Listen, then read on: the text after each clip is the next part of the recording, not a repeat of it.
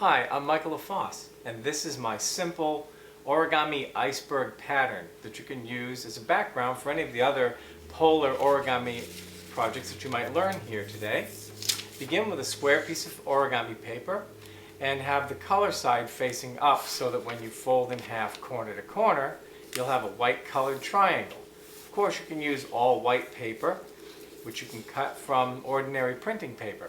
Fold the triangle in half like this, corner to corner, and unfold that last fold. Now, take one half of the triangle and just fold at a strange angle. Anything that looks like that will be fine.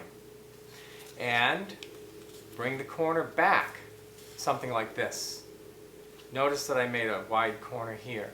Now with the leftover, just make random fan folding zigzags. Anything like that is going to be fine. I know it looks strange right now. It's going to look great later on. Let's do the other half. What I like to do is notice this first big fold that I made. My next fold on this side I like to make look somewhat parallel to that. You see how this folded edge is about parallel to that? And now we can do the same kind of zigzag folding. Just have fun, experiment. Every iceberg is going to be different.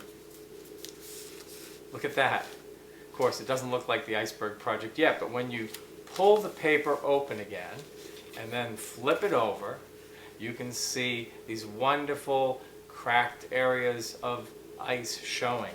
And when you make several and put them together as a background, you have a wonderful display area for your polar origami.